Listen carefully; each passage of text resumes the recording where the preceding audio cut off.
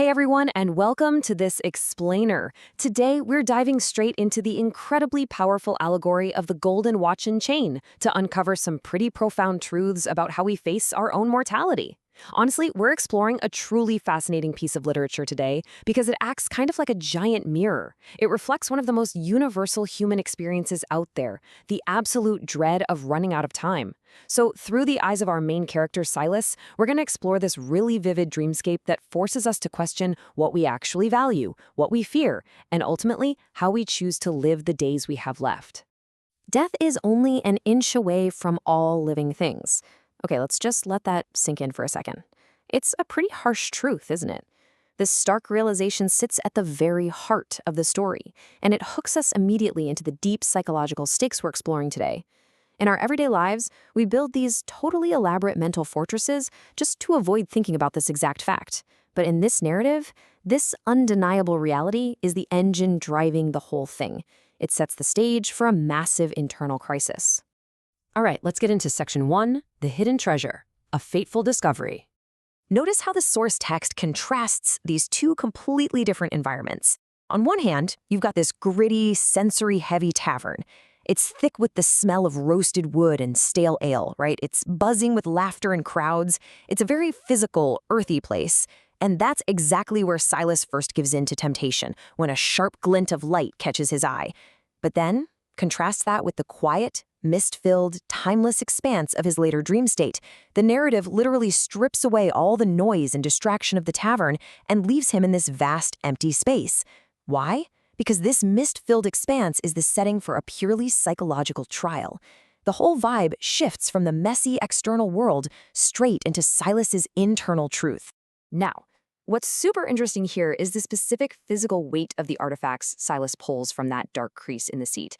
He doesn't just find a cheap little trinket. He pulls out cold, heavy metal. We're talking a heavy, gleaming gold pocket watch, which drags up this remarkably long, intricate gold chain. And right there, snapped to the final link, is a beautifully crafted gold folding knife, a classic jackknife with a seriously sharp edge. These details, absolutely crucial. The heavy watch, the long chain, and the sharp knife all act as these powerful, tangible symbols for the sheer weight of time, the long sequence of choices in a life, and, of course, the proximity of danger. Finders, keepers. As Silas slips these items into his jacket pocket, you can feel that primal instinct flare up inside him. A voice actually whispers that exact phrase in his mind. He gets this false sense of victory, right? He views these incredibly heavy, dangerous items as his rightful prize. He totally believes he just won something valuable. But as you'll see in a minute, claiming the gold is an entirely misguided reaction.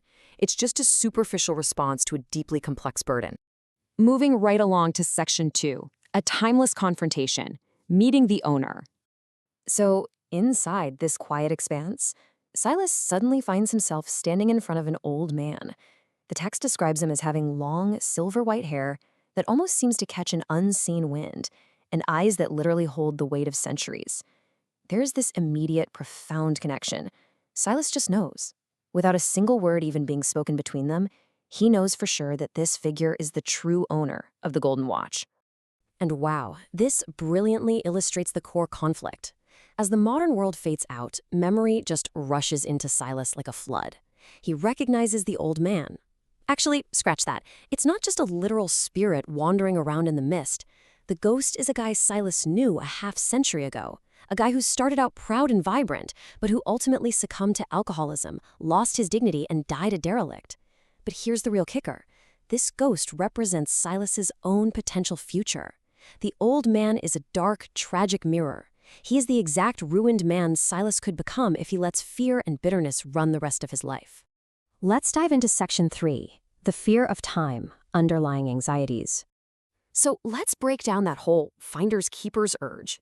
Taking that watch, it actually had absolutely nothing to do with genuine greed. It was motivated entirely by fear. Silas saw the world as so desperately fragile. And why? Because every single morning, reading the newspaper obituaries served as this grim daily reminder that younger people were dying suddenly and unexpectedly. So by slipping that heavy gold watch into his pocket, Silas was making this desperate psychological attempt to literally hoard time itself. He thought, if he could just hold onto the watch, he could somehow control time and shield himself from the terrifying uncertainty of a lonely future. Which brings us to section 4, choosing how to live, the final chapter.